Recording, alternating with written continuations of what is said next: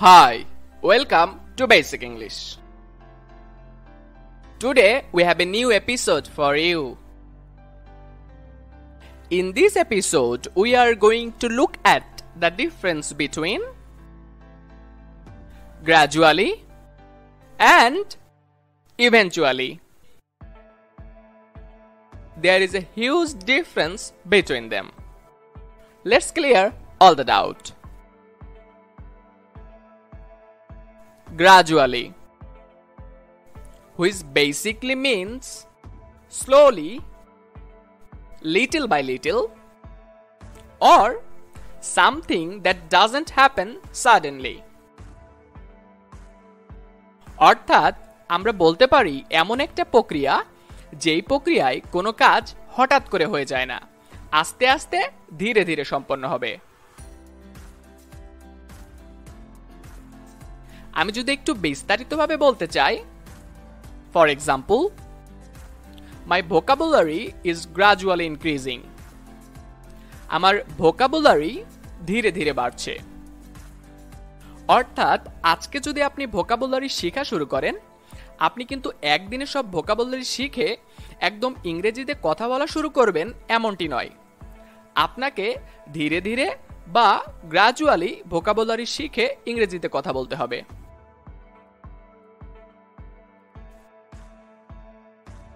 Example 2. Our economy is gradually getting better. আমাদের অর্থনীতি ধীরে ধীরে উন্নত হচ্ছে। অর্থাৎ আমাদের দেশের অর্থনীতি ধীরে ধীরে বা গ্রাজুয়ালি উন্নত হচ্ছে। হঠাৎ করে আমাদের অর্থনৈতিক অবস্থা যে আমেরিকার মতো হয়ে যাবে এমনটি নয়। Example 3. Gradually he learned to live alone. ধীরে ধীরে সে একা থাকতে শিখে গেছে। অর্থাৎ আপনি বাসা থেকে দূরে কোথাও এসে থাকা শুরু করেছেন।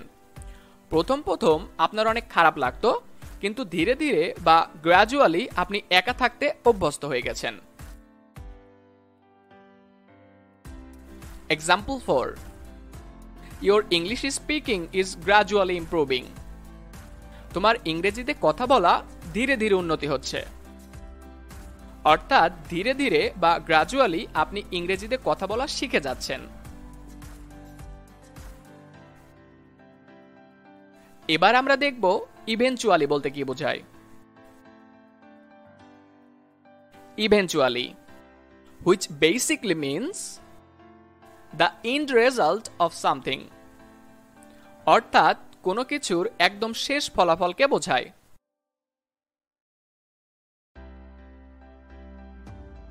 আমি যদি একটু বিস্তারিতভাবে বলতে চাই, for example, he will eventually take control of the company when his father retires. তার বাবা অবসর নেওয়ার পর অবশেষে তিনিই কোম্পানির দায়িত্ব নেবেন। অর্থাৎ তার বাবা যখন বয়স্ক হয়ে যাবেন তখন তিনি আর হয়তো ব্যবসা দেখাশোনা করতে পারবেন না, সুতরাং তার ছেলেই তখন তার ব্যবসা দেখাশোনার দায়িত্ব নেবে। সুতরাং কোনো কিছুর একদম শেষ ফলাফলটা কি হবে এটা বোঝাতে আমরা ব্যবহার করব eventually. Example 2. I am looking for a new job. It's tough, but I am sure I will find one eventually. আমি নতুন চাকরি খুঁজছি। এটা কঠিন, কিন্তু আমি নিশ্চিত যে আমি শেষ পর্যন্ত একটা খুঁজে পাবো। অর্থাৎ আমি জানি একটা নতুন জব পাওয়া অনেক কঠিন, কিন্তু ইভেন্চুয়ালি বা অবশেষে আমি একটা জব পাবো এটা আমার বিশ্বাস আছে।